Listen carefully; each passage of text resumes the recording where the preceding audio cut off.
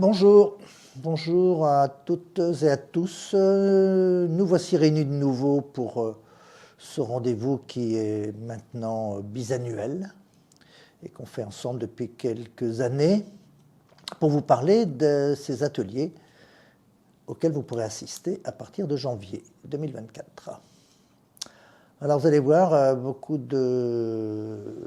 sorte de mix entre des choses déjà connues et des choses très très nouvelles, des créations, des premières, comme on dirait, au spectacle ou au théâtre. Et donc vous pourrez commencer avec notre ami Bruno Dubos. C'est pas une première, c'est son atelier qu'il nous présente depuis des années, qu'il présente dans toute la France sur les troubles du comportement alimentaire. Vous savez que Bruno est un expert depuis longtemps, il a écrit un bouquin il y a 15 ou 20 ans. Et quand je vois des patients qui ont des troubles sévères, des comportements alimentaires, je demande à Bruno, est-ce que tu aurais une petite place ou une un peu plus grande des fois ? Donc venez voir Bruno donc début janvier, pas tout à fait début, 18, 19, 20. Un peu plus tard en février, nous pourrons nous rencontrer puisque je vous propose pour la deuxième fois, je crois, à Rennes, un atelier sur en fait la manière d'utiliser l'hypnose tout le temps. Ça fait longtemps que je trouvais curieux que des patients revenaient me voir en deuxième séance et me posaient cette question en me disant « Mais vous avez fait de l'hypnose quand on s'est vu la première fois ?» Et depuis des années, je leur dis « Non, non, non ». Alors dans ma tête, je me disais que certainement, il y avait quelque chose comme de l'hypnose conversationnelle. Voilà, ça en restait un peu là. Et puis j'ai exploré un peu plus ça et en fait, je me suis rendu compte que je générais beaucoup de transes dans un premier rendez-vous, dans les autres aussi, mais dans ce premier rendez-vous, des transes très très courtes que j'appelle maintenant des micro-transes. Et cet atelier-là, ça va être pour savoir utiliser toutes les gammes de transes, quoi. Voilà, avec un patient, des très courtes parfois, quelques secondes, et qui sont fort utiles et très performantes. En fait, elles ressemblent beaucoup à ce que faisait Erickson. J'ai beaucoup étudié des vidéos d'Erickson, c'est peut-être ce qui m'a influencé d'ailleurs. Et puis aussi, je pense que bien utiliser l'hypnose, c'est à la fois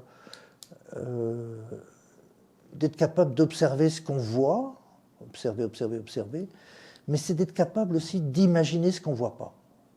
Ce qui se passe, quoi. Ce qui se passe, on pourrait presque dire, de l'autre côté du miroir, dans le monde intérieur du patient. Et quand on combine les deux, la technique et cette manière de penser le processus interne chez le patient, on peut faire de l'hypnose tout le temps, et l'aider à se remettre en route. Voilà, donc je vous attends 7, 8 et 9 février.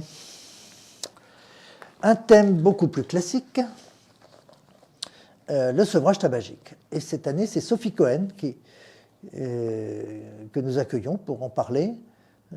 Sophie, c'est aussi un atelier qu'elle maîtrise parfaitement depuis des années.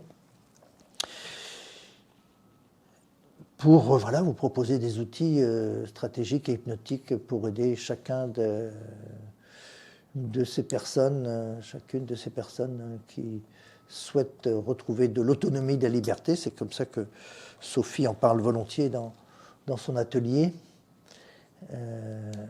Donc être capable de dépasser avec les gens qui veulent se débarrasser du tabac tous les petits avantages théoriques qui sont avancés pour leur permettre de découvrir des avantages concrets, réels, beaucoup plus puissants.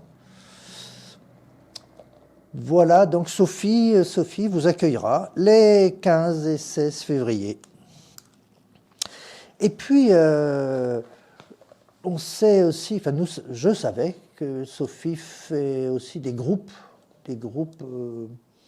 de patients qui souhaitent arrêter de fumer.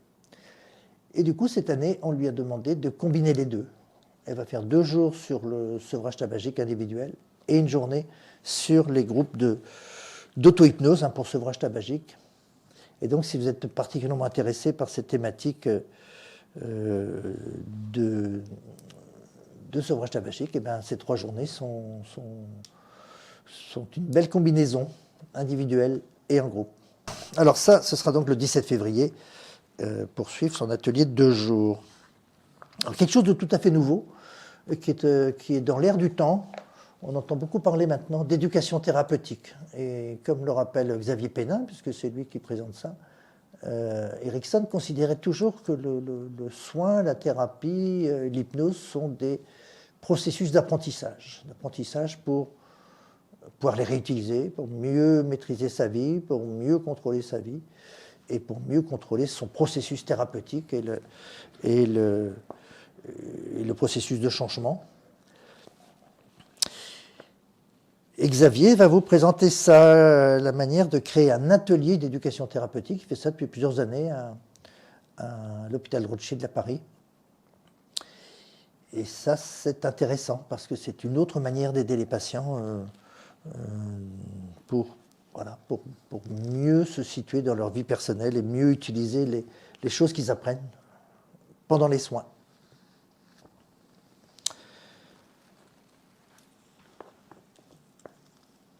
Alors ça, je ne vous ai pas dit la date, c'est le 13 mars. Et les 14 et 15 mars, eh bien, un nouvel atelier présenté par Chloé Corbeau, médecin généraliste, pour parler d'addictologie. Alors l'addictologie, c'est un sujet vaste, on a déjà parlé du tabac tout à l'heure, mais c'est aussi l'alcool, les drogues, le jeu, la pornographie. Tout ça, ce sont des addictions, donc des choses qui finissent par prendre possession en quelque sorte de ceux qui en souffrent et qui ne peuvent plus s'en défaire. Donc il faut savoir mettre en route des processus, je pense, à la fois rigoureux et créatifs. C'est presque un peu antinomique, mais pourtant il y a quelque chose comme ça. Créatif parce que, comme disait Erickson, vous devez connaître votre alcoolique, celui-là, et pas l'alcoolisme en général. Mais, chaque dépendance est spécifique d'un patient, mais en même temps, il faut avoir aussi des règles de fonctionnement, des connaissances comme ça pour pouvoir intégrer cette créativité. Donc Chloé vous transmettra tout ça. Les 14 et 15 mars. Et puis moi, je vais vous présenter en mars aussi un atelier que beaucoup attendaient depuis longtemps, puis je n'avais pas trouvé en quelque sorte le temps de le préparer. Donc ce coup-ci, ça va se faire, c'est l'auto-hypnose de niveau 3.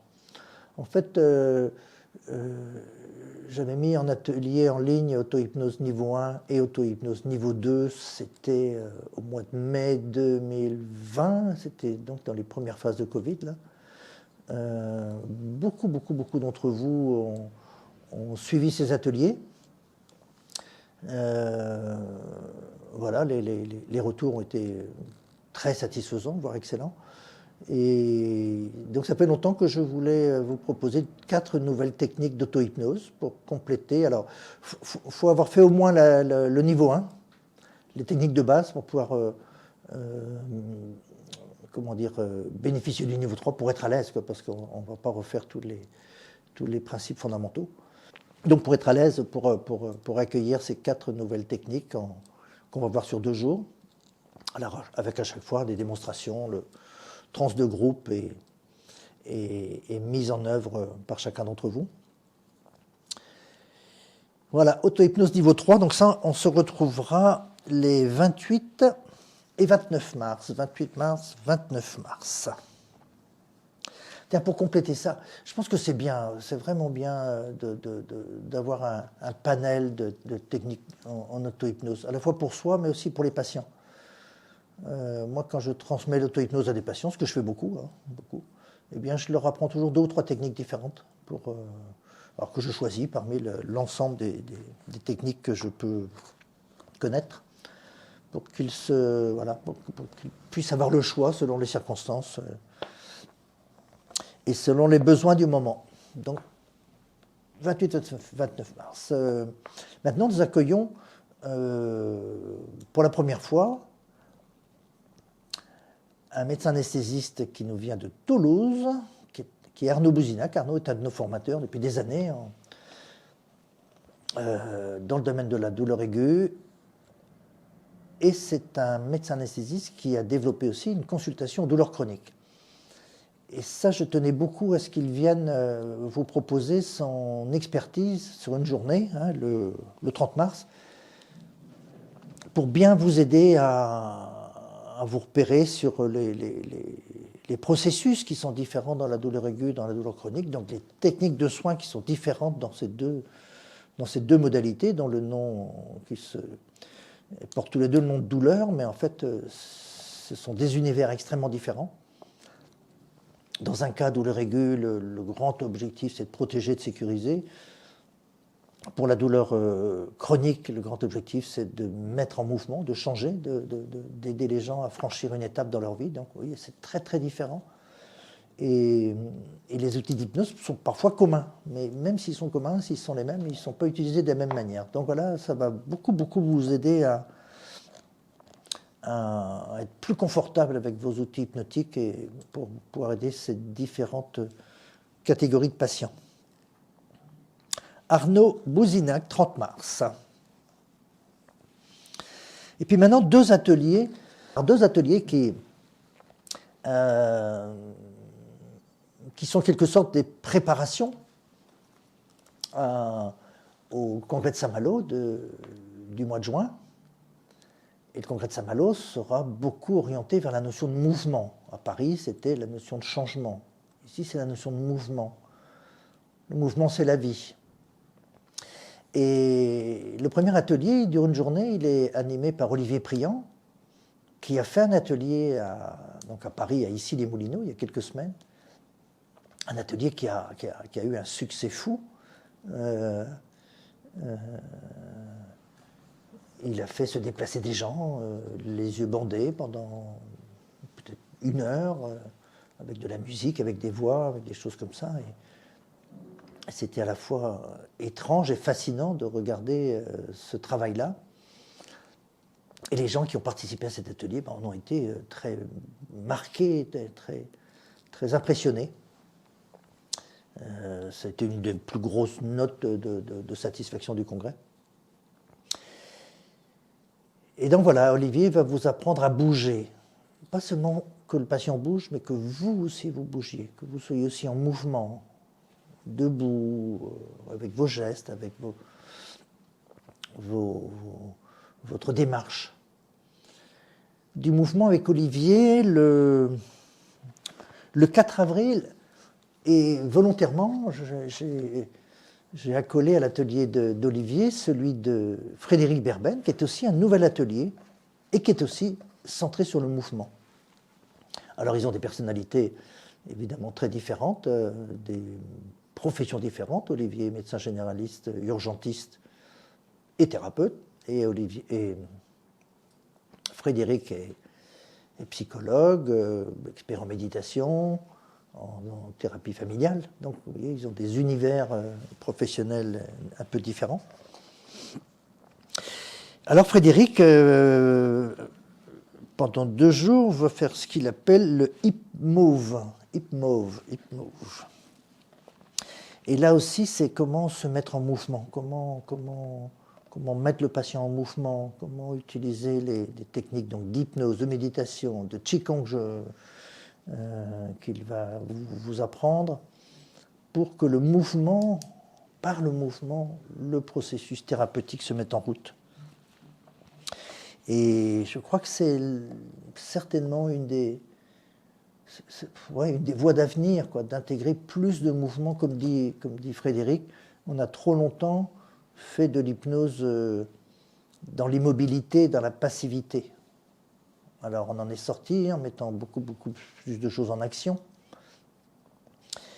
Et maintenant aussi en mettant beaucoup plus de choses en mouvement corporel, donc en intégrant beaucoup plus le corps. Voilà, vous avez 3 journées avec le corps, le mouvement. Donc une journée avec Olivier le 4 avril et les 5 et 6 avril avec Frédéric Berben. Voilà encore 2 nouveaux ateliers qui arrivent, des nouveautés. Des nouveautés alors qui sont absolument indispensables aujourd'hui. Chaque époque, moi je suis sur le terrain depuis 35 ans, chaque époque a vu apparaître différents types de troubles, différents types de difficultés. Et aujourd'hui, la grande préoccupation, c'est ce qui se passe avec nos enfants, nos adolescents, nos jeunes. On sait que depuis que la période Covid a beaucoup perturbé beaucoup de jeunes gens, avec des troubles, donc avec l'émergence de troubles anxio-dépressifs importants. Et Stéphane Radojkov, donc qui est psychiatre, a proposé de créer une journée comme ça pour vous transmettre à la fois les bases de repérage de ces troubles anxio-dépressifs qui ne sont pas toujours faciles à repérer ou à observer ou à percevoir. C'est pas toujours si simple que ça. Et puis surtout, comment faire avec eux pour les aider, on va dire quoi, immédiatement, le plus rapidement possible, pour commencer à sortir de cet état qui parfois est un peu une sorte de sidération, même si au premier regard ça a l'air d'aller comme ça, mais non, il y a quelque chose qui s'est figé et que Stéphane vous apprendra à remettre en route. Et donc ça, ce sera le 10 avril. Et là aussi, on a fait le choix de mettre une autre thématique de 2 jours pour les jeunes aussi. Les jeunes scolaires. Là, c'est dans le domaine scolaire, puisqu'il va être, surtout dans le domaine scolaire, puisqu'il va être question de harcèlement. Et on a demandé à Philippe Haïm, là, qui a écrit un bouquin sur le harcèlement scolaire, de venir nous en parler. Voilà, enfin nous en parler, et puis surtout savoir comment aider ces enfants, quoi, plus ou moins jeunes, et qui peuvent être très profondément abîmés, eux et leur famille, hein, par ces processus de harcèlement. C'est des choses dont on parlait très peu il y a une certaine époque. Alors, est-ce qu'il y en a plus? Probablement, mais surtout, on en a pris conscience. On a pris conscience aussi des dégâts que ça génère. Et bien souvent, nous, soignants, quelle que soit notre position de soignant, quel que soit notre métier de soignant, que faire, que dire, comment aider cet enfant, comment aider sa famille à trouver la juste position pour se protéger, pour en sortir, pour en guérir. Alors c'est vraiment absolument essentiel d'avoir des outils. Voilà. Moi, avant de connaître Philippe Haïm, j'ai rencontré bien des situations avec du harcèlement. En bricolant, j'ai pu aider des gens, enfin, surtout pour moi des grands adolescents, mais Philippe a beaucoup travaillé là-dessus. Et donc, si vous êtes intéressé, concerné, il faut vraiment venir voir cet atelier avec Philippe Haïm. Cette année, c'est-à-dire les 11 et 12 avril. 11 et 12 avril. Et puis, 16 et 17 mai. 16 et 17 mai. Je pense que cet atelier devrait surtout être suivi par des hommes. C'est Hélène Saunier, sage-femme, qui va vous apprendre à érotiser les creux. Hein, n'est-ce pas? Érotiser les creux. La première fois que j'ai entendu parler de ça, je me suis dit de quoi il s'agit. Eh bien, Hélène décrit volontiers la femme comme avec des creux, avec plus de creux que les hommes. Et bon, c'est une des parties de son atelier, hein. Mais c'est surtout découvrir tout cet univers de la vie intime d'une femme, depuis qu'elle est jeune fille jusqu'à ce qu'elle soit ménopausée, et les différentes époques de sa vie comme ça qui sont très très différentes selon son, comment il dit ça, son arbre gynécologique. Parce que soigner une jeune fille de 16 ans, une jeune femme de 25 ans, ou une femme de 40 ans, ou une femme de 65 ans, ben, c'est pas exactement pareil. C'est pas exactement pareil parce qu'il y a beaucoup de changements d'une époque à l'autre. Donc apprendre à tenir compte de ces différentes phases, les intégrer, les utiliser comme toujours, les utiliser et intégrer l'hypnose de manière spécifique aussi dans chacune de ces phases. Par exemple en aidant la femme dans chacune de ces époques à se situer ici et maintenant, mais aussi à se préparer pour le futur, parce que son futur, elle, sera différent. Donc voilà, Hélène vous proposera tout ça les 16 et 17 mai, et vraiment, c'est très très important pour les soignants hommes de venir à cet atelier pour mieux soigner toutes les femmes, parce que les hommes, ils soignent aussi 50 à 60% de leurs patients sont des femmes. Donc il faut connaître tout ça. Voilà pour Rennes. Pour Rennes, il reste un atelier qu'Émergence vous propose, à Paris cette fois-ci, à Paris, au mois de 22 et 23 mars. Donc un atelier qui a beaucoup de succès, qui a déjà été fait plusieurs fois, avec Frédéric Berbend, psychologue, expert hypnose, méditation, Qigong, sur hypnose et émotion. Donc l'anxiété, le stress, l'épuisement. Anxiété, stress, épuisement. Ben oui, anxiété, stress, épuisement. Et beaucoup de nos patients viennent nous voir et ont besoin de soignants, quel que soit notre métier, parce qu'ils sont anxieux, stressés et au pire, épuisés. Et voilà, donc Frédéric va vous apprendre à aider ces patients à retrouver leur équilibre, à retrouver leur énergie, à retrouver le mouvement de leur monde intérieur, à retrouver de la joie, du plaisir, de la sécurité, avec beaucoup de techniques complémentaires je pense que c'est le seul Frédéric à être capable de combiner tous ces outils-là avec beaucoup de justesse et puis d'efficacité. Voilà pour les premiers mois de 2024. Donc vous voyez beaucoup de choses qu'on renouvelle. Tous les ateliers qu'on renouvelle, c'est parce que vous avez dit qu'ils étaient importants. Et puis on vous en propose des tout nouveaux,